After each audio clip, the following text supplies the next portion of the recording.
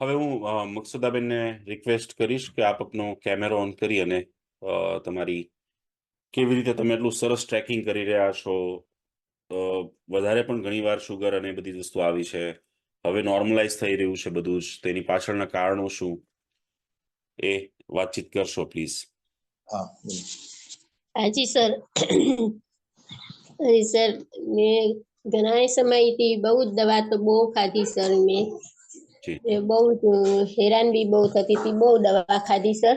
ને શરીર પર મારું સાવ ઓલું થઈ ગયું હતું દવા ખાઈ ખાઈને સર. જરાય મારા એમાં પૂરતી નહોતી રહેતી, એકલી આળસ આવતી, સુવાનું મન થતું સાહેબ.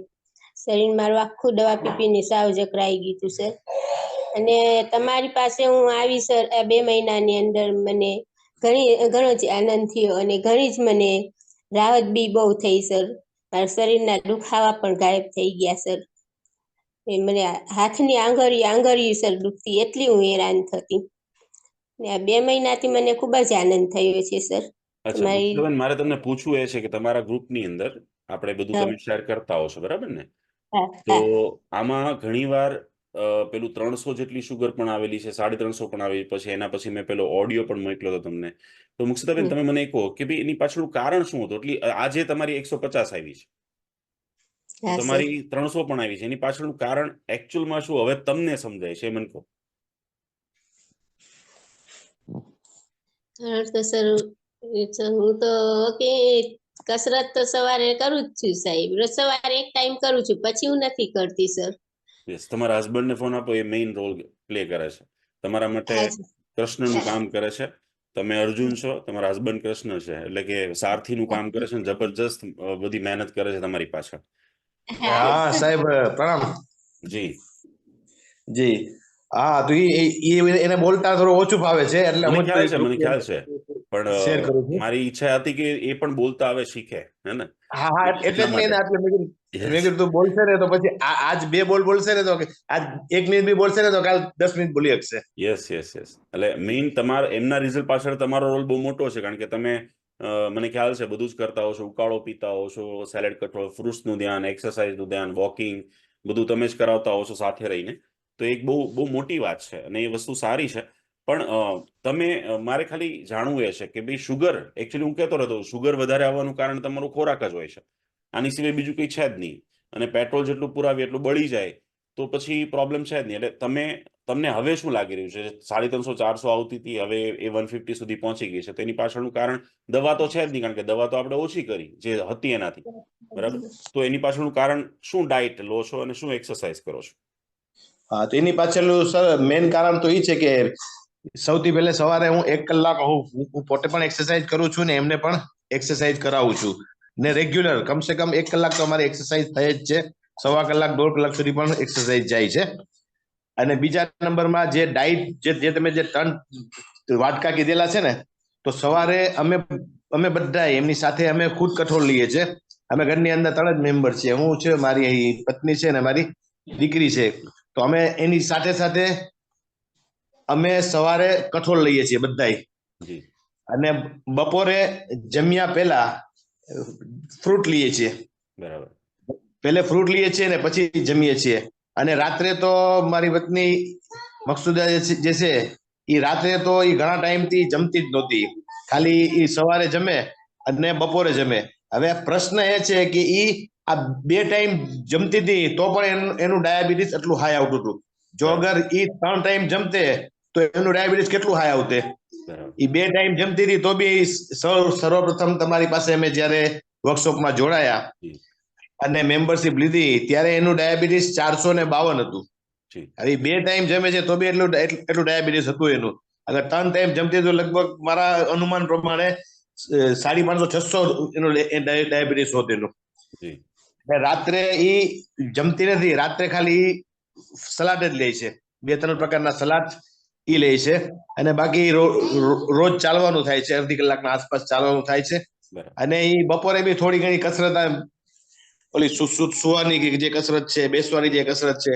અને ખાસ કરીને હું એમને ખૂબ એ કરું છું કે તારે ચાવલ બિલકુલ નહીં ખાવાનું. તો બી અઠવાડિયામાં લગભગ 1 વાર સફેદ ચાવલ ખાવાનું થાય છે. ને આ જે થોડીક વધારે સુગર આવે છે એનું કારણ એ છે કે એ અક્ષર છે ને એ બે દી પહેલા એ ચાવલ ખાય છે. કાલે આજે જે રિપોર્ટ આવ્યો ને તો એ ગઈકાલે એને ચાવલ ખાધેલું એના કારણે રિપોર્ટ વધારે આવ્યો હતો. હું એને એમ જ કહું છું કે રિપોર્ટ કરાવવાના 3 દી પહેલા કમસે કમ 3 દી એવા હોવા જોઈએ કે એમાં ચાવલ છે, પછી પોટાટો છે, એ વસ્તુ બિલકુલ નહીં ખાવાનું. જો એ નહીં ખસે તો આ જે રિપોર્ટ છે ને હજી ઓછો આવવાની ઉમ્મીદ છે. યસ, સો ઓલ ઓવર ખૂબ જ સારા પ્રયત્ન. એટલે કે ભાઈ એક માણસની જ્યારે હોપ જ ના હોય, એક માણસ મને યાદ છે પહેલી વાર જ્યારે હું મળ્યો હતો તમને ત્યારે બિલકુલ હોપ, એટલે કે બહુ ક્રિટિકલ સિચ્યુએશન હતી કે ભાઈ એમનું માઇન્ડ ડાયવર્ટ, કારણ કે એક માણસ હારી ગયું હોય, એક માણસ મગજથી ત્રાસી ગયું હોય, એ માણસનું એની સાથે રિવર્સની વાત કેવી રીતે કરવી, યુટર્નની કેવી રીતે વાત કરવી, દવા બંધ કરવાની કેવી રીતે વાત કરવી, એને એના પ્રોબ્લેમ્સ દેખાતા હોય, એને એના ઇશ્યુઝ દેખાતા હોય, પણ એમાંથી પણ વિચાર કરો કે ભાઈ આપણે એટલા હાઈફાઈ ટેકનોલોજી વાળા માણસ ના હોઈએ અને એ પ્રમાણે બિલોંગ કરતા હોઈએ. મિડલ ક્લાસ ફેમિલીથી ઘણા, આમાં મિડલ ક્લાસ ફેમિલીથી ઘણા છે જે ગામડાઓથી છે, તો એ બધાને પણ રિઝલ્ટ મળ્યું છે. એની પાછળનું કારણ એકમાત્ર છે, એ છે ડાયટ, બીજું છે એક્સરસાઇઝ અને ત્રીજું છે ટ્રેકિંગ. આના વગર કોઈ પણ વ્યક્તિને રિઝલ્ટ મળવાનું નથી. અને ખરેખર તમને ધન્યવાદ કે તમે તમારા વાઇફનું કેર કરો છો, ધ્યાન રાખો છો અને સરસ રિઝલ્ટ મળી રહ્યું છે. આવું નવું રિઝલ્ટ આપણને કન્ટિન્યુઅસલી મળતું રહે અને દર મહિને મારે તમને સન્માનિત કરવા પડે એવું જ ડાયટ અને એક્સરસાઇઝ અને ટ્રેકિંગ ફોલો કરતા રહેજો. જે પ્રમાણે તમે ગ્રુપમાં મોકલો છો ખરેખર કાબિલે તારીફ છે. આઈ રિયલી એપ્રિશિએટ કે તમે દરેક વસ્તુ ફોલો કરો છો જે મેં તમને કીધી છે. જે મને 5% પણ અપેક્ષા પર્સનલી નહોતી, હું સ્વીકારું છું, બરાબર, મને 5% પણ અપેક્ષા નહોતી કે તમે આ બધું કરી શકશો, પણ એમ છતાં તમે બધું જ કર્યું છે. એ બદલ ખરેખર દિલથી તમારો ખૂબ ખૂબ આભાર. આજે મુક્સદાબેનનું મોઢું જોઈને મને આનંદ થાય કે ભાઈ જે કાળાશ પડતું મોઢું થઈ ગયું હતું પહેલા, અત્યારે પ્રફુલ્લિત મોઢું છે એમનું, એકદમ સ્કિન ગ્લો થવા મળી છે, સરસ દેખાય છે, સ્ફૂર્તિથી વાતચીત કરી શકે છે. ફર્સ્ટ ટાઈમ જ્યારે મળ્યા હતા ત્યારે આટલું પણ નહોતા બોલી શક્યા, એટલે સામે જ હતા ભાવનગર ઓપીડીમાં, પણ આટલું પણ નહોતા બોલી શક્યા. એટલે એ બદલ ખરેખર તમને ધન્યવાદ છે, તમારા વાઇફને પણ ધન્યવાદ છે, ખાસ કરીને તમને સેલ્યુટ છે કે તમે એટલું કેર કરો છો, આટલી મહેનત કરો છો. અને અહીંયા મારે એક વાત જે કરવી છે તમામ મેમ્બર્સને, એ છે કે ભાઈ જો આપણે ડાયટ, એક્સરસાઇઝ, ટ્રેકિંગ ને આ બધા પિલરને અપનાવીએ ને તો આપણે તો આપણું જીવન સુધારીએ જ છીએ, પણ આપણા પરિવાર જે અત્યારે હાલમાં આપણી સાથે છે એમનું પણ જીવન સુધરે છે, આવનારી પેઢી પણ સુધરશે. અને જે પાછલી, એટલે કે વડવાઓ હોય, આપણા વડીલો ઘરમાં હોય, એ પણ કંઈક આપણને જોઈને સેલેડ, કઠોળ, ફ્રૂટ્સ ખાતા થઈ જતા હોય છે. એ આપણને જોઈને થોડું ઘણું વોકિંગ શરૂ કરી દેતા હોય છે. એવી જ રીતે નેક્સ્ટ પેઢી, એટલે કે જે નાના બાળકો હોય એ પણ ખાવા મળે, એ પણ એક્સરસાઇઝને મહત્વ આપવા મળે, એ પણ હેલ્ધી જોઈએ. કારણ કે હમણાં હું જોતો હતો એક વિડીયોમાં એક બાળક બાજુમાં બેઠું હતું, કોનું હતું એ મને ખ્યાલ નથી, પણ આ છે પરિવર્તન, આ ફાયદો થવાનો છે અને આ થઈ રહ્યો છે બધાને.